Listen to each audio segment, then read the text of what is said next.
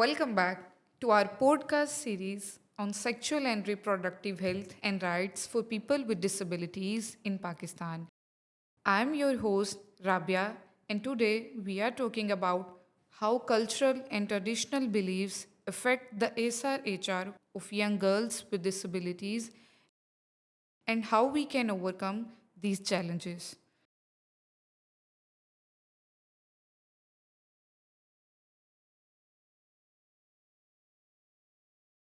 Our guest today is Anam, a disability rights activist and advocate for empowering girls. Welcome to the show. Thank you for having me. I'm excited to talk about this important topic and share my experiences as a young woman with a disability. Girls with disabilities in Pakistan face many barriers, not just because of their disabilities, but also because of cultural and traditional beliefs that hold them back.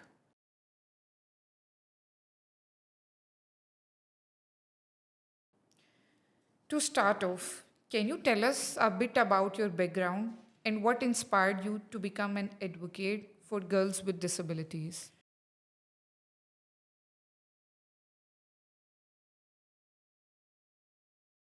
Sure, I'm a disability rights advocate and a young woman living with the disability myself. Growing up, I saw how girls like me were often left out of important conversations, especially around health, education, and our bodies. That's what motivated me to speak up and create change. I wanted other girls to know they are not alone and that they have the right to live with dignity and confidence.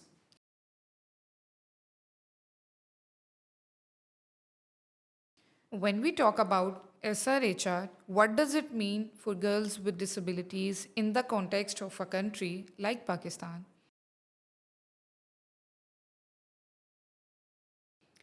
In Pakistan, SRHR is already a sensitive topic, especially for girls. Now, add disability to that, and it becomes even more complicated. For many girls with disabilities, SRHR means being able to understand your own body, to say no, to ask for help, and to access safe and respectful healthcare. But due to cultural taboos and lack of awareness, this basic right is often denied to us.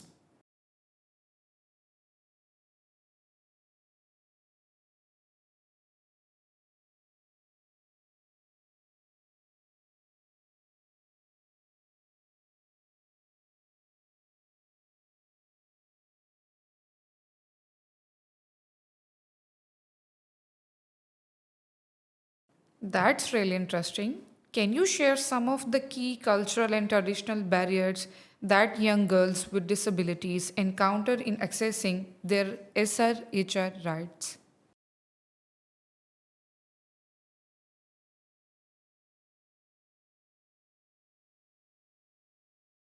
Sure, one big issue is the belief that girls and women with disabilities don't need SRHR services.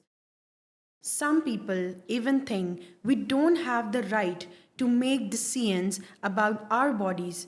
If something bad happens, like sexual violence or an unplanned pregnancy, the blame often falls on the girl.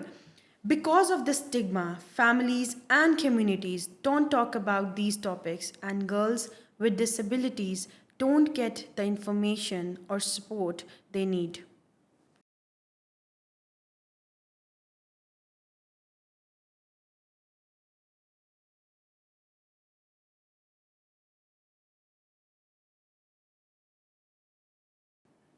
How do gender roles impact the treatment of girls with disabilities in the context of SRHR?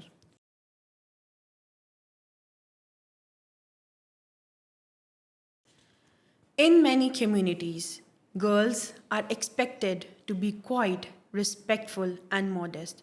Now, add a disability, and people assume we are often more fragile and incapable. This makes it harder for girls with disabilities to speak up about their rights and resist decisions made for them.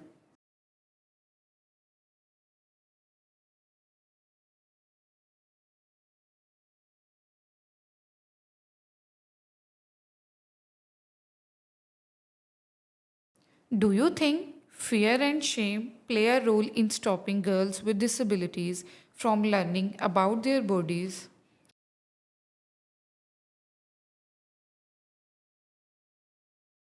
Yes, definitely. Many girls are made to feel that talking about their bodies or asking questions is wrong. Shame is used as a tool to silence us. But when we don't talk, we stay unaware, and that's dangerous for our health and safety.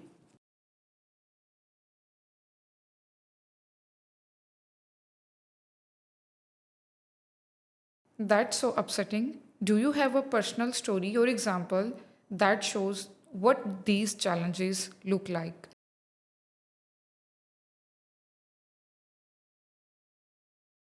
Yes, when I started menstruating, my family treated it like something shameful. They kept me away from cultural events and even wouldn't let me touch food during my menstruation. I didn't understand what was happening to my body and I was too scared to ask for help. Experiences like that make girls with disabilities feel isolated and afraid to seek information or services.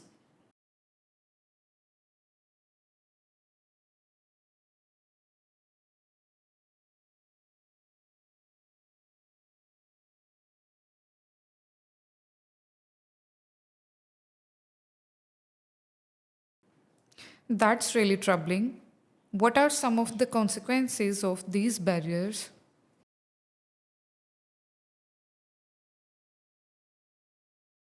Without proper information and services, girls with disabilities are more likely to experience things like unplanned pregnancies, sexually transmitted infections, and even gender based violence.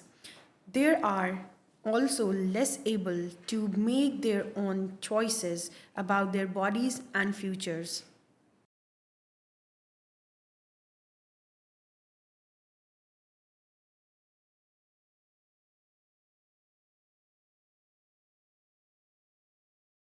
That's a deeply concerning issue.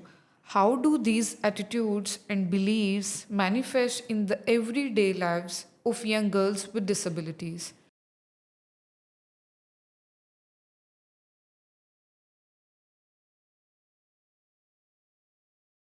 Families and communities often avoid talking about SRHR for girls with disabilities. Some even force them to undergo healthcare services and sterilization without their consent.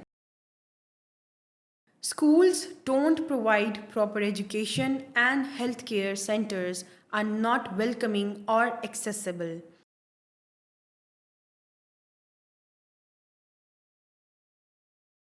These actions take away our rights to decide for ourselves. That's such a serious issue. What needs to change to break these barriers and empower young girls with disabilities? We need to tackle this on several levels. First, we need to raise awareness and challenge the stigma of girls with disabilities. Families, communities, and even religious leaders need to understand why SRHR is important for everyone.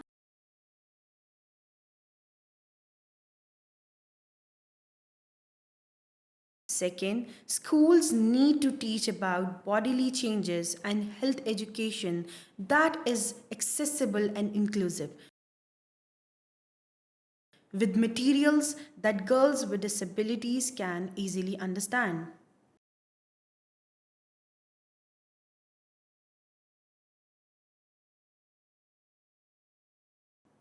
Those are great ideas. What other strategies would you recommend?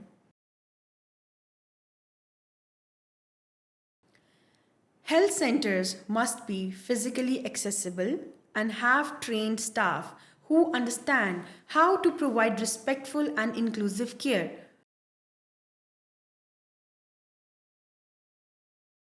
Most importantly, we need to involve girls with disabilities in creating these solutions. They know their needs best and can lead the way to change. When they are empowered, they can become strong advocates and role models in their communities. Can cultural and traditional values ever support SRHR?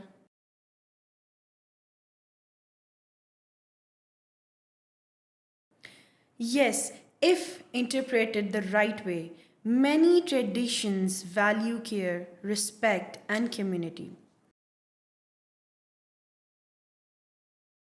We can use those values to build inclusive spaces.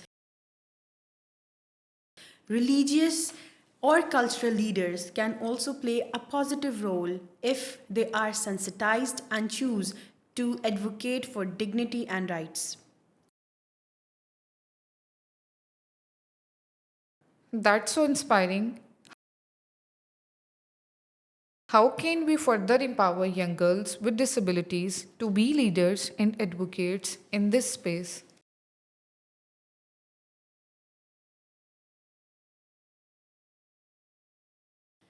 It's important to create safe spaces where girls with disabilities can share their stories and connect with others. Training programs and youth led campaigns can also help.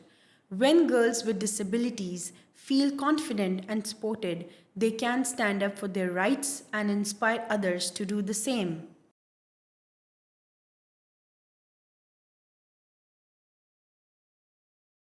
That's an excellent answer. What role do policymakers play in this? Policymakers need to make sure laws and policies protect the SRHR rights of girls with disabilities.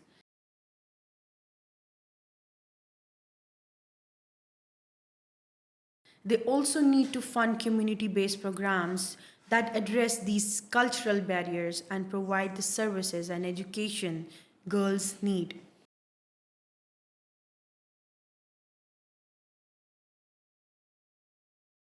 Those are fantastic suggestions. It is clear that different approaches are needed to be tackled these deeply rooted cultural and traditional barriers. Absolutely. By working together with girls with disabilities, their families, policymakers, and community leaders, we can create a society where every girl has the support she needs to thrive.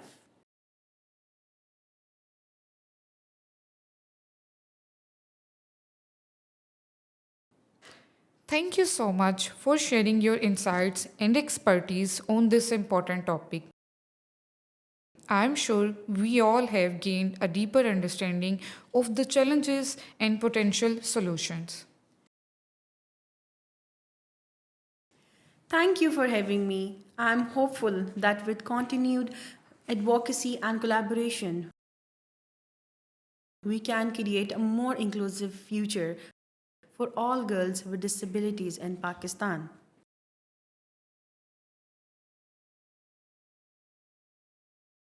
Thank you for joining us.